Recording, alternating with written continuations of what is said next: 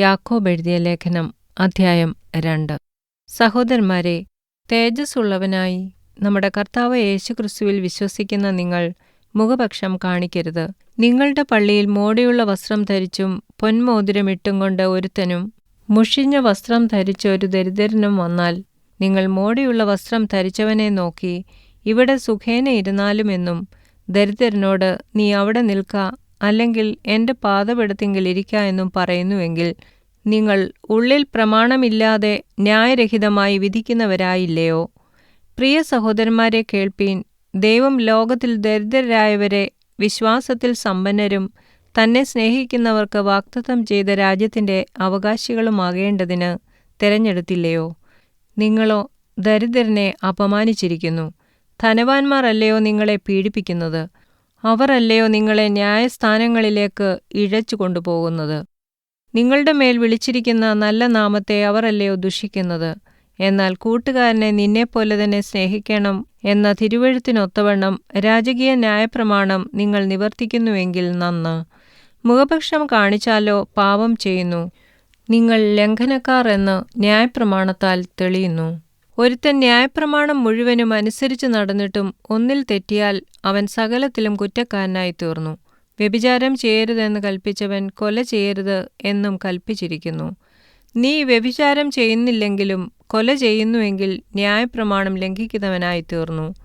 സ്വാതന്ത്ര്യത്തിൻ്റെ ന്യായപ്രമാണത്താൽ വിധിക്കപ്പെടുവാനുള്ളവരെ പോലെ സംസാരിക്കുകയും പ്രവർത്തിക്കുകയും ചെയ്യുവിൻ. കരുണ കാണിക്കാത്തവന് കരുണയില്ലാത്ത ന്യായവിധിയുണ്ടാകും. കരുണ ന്യായവിധിയെ ജയിച്ച് പ്രശംസിക്കുന്നു. സഹോദരന്മാരെ, ഒരുത്തൻ തനിക്ക് വിശ്വാസമുണ്ടെന്ന് പറയുകയും പ്രവൃത്തികളില്ലാതിരിക്കുകയും ചെയ്താൽ ഉപകാരമെന്ത്? ആ വിശ്വാസത്താൽ അവൻ രക്ഷ പ്രാപിക്കുമോ?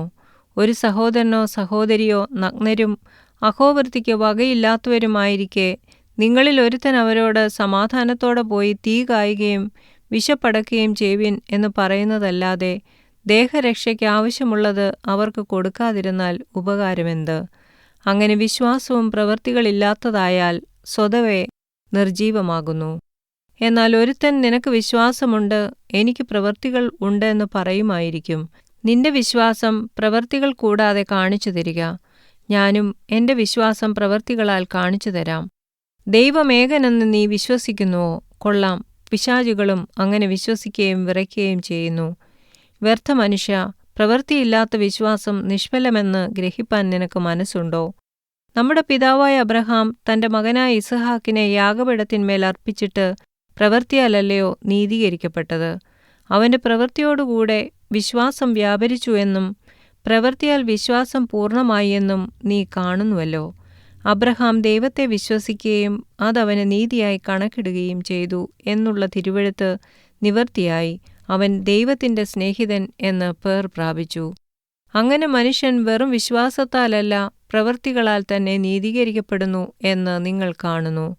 അവണ്ണം രാഹാബ് എന്ന വേശ്യയും ദൂതരെ കൈക്കൊള്ളുകയും വേറൊരു വഴിയായി പറഞ്ഞയക്കുകയും ചെയ്തതിൽ പ്രവൃത്തികളാലല്ലയോ നീതീകരിക്കപ്പെട്ടത്? ഇങ്ങനെ ആത്മാവില്ലാത്ത ശരീരം നിർജീവമായിരിക്കുന്നതുപോലെ പ്രവൃത്തിയില്ലാത്ത വിശ്വാസവും നിർജീവമാകുന്നു.